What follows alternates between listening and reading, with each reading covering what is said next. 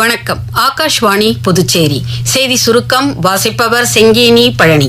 குடியரசுத் தலைவர் திருமதி திரௌபதி முர்மு இன்று டெல்லியில் உள்ள இந்திரா காந்தி உள் விளையாட்டு அரங்கில் டெல்லி லக்பதி பித்யா திட்டத்தை தொடங்கி வைக்கிறார். இத்திட்டத்தின்படி பெண் குழந்தையின் பெயரில் மொத்தம் 56,000 ரூபாய் படிப்படியாக டெபாசிட் செய்யப்பட்டு 21 வயதில் முதிர்வு தொகை அப்பெண்ணின் உயர்கல்வி உள்ளிட்ட பயனுள்ள எதிர்கால திட்டத்திற்கு வழங்கப்படும் என்று டெல்லி முதலமைச்சர் திருமதி ரேகா குப்தா கூறியுள்ளார்.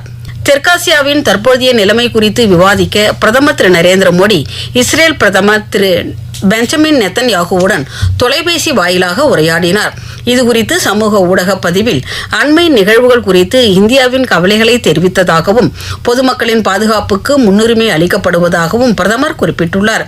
மேலும் போர்களை விரைவில் நிறுத்த வேண்டியதன் அவசியத்தையும் இந்தியா மீண்டும் வலியுறுத்துகிறது என்றும் பிரதமர் குறிப்பிட்டார்.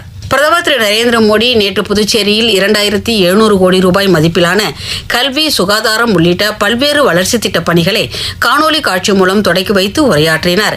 இரட்டை எஞ்சின் அரசு மூலம் வரும் 2047 ஆண்டுக்குள் வளர்ச்சியடைந்த புதுச்சேரியை உருவாக்குவோம் என்று பிரதமர் தெரிவித்துள்ளார். விழாவில் 1,142.23 கோடி ரூபாய் மதிப்பிலான 19 திட்டங்கள் தொடங்கி வைக்கப்பட்டன. பிரதமரின் மின்சார பேருந்துகள் சேவை முன்முயற்சியின் கீழ் பஸ்கள் அறிமுகப்படுத்துதல், பொருளாதாரத்தில் பின்தங்கியவர்களுக்கான குடியிருப்புகள் மற்றும் புதுச்சேரி அரசின் முக்கிய கழிவுநீர் மற்றும் நீர் வழங்கும் திட்டங்கள் உள்ளிட்டவை இதில் அடங்கும்.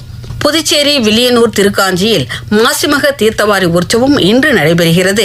சங்கராபரணி ஆற்றில் உருவையாறு, மங்கலம், அரியூர், கரிக்கலாம்பாக்கம், புதுக்கடை, கிளிஞ்சிக்குப்பம் உட்பட 30க்கும் மேற்பட்ட ஊர்களில் இருந்து உற்சவ மூர்த்திகள் மாசிமக தீர்த்தவாரியில் கலந்து கொள்கின்றன. இத்துடன் இந்த செய்திச் சுருக்கம் நிறைவு பெறுகிறது.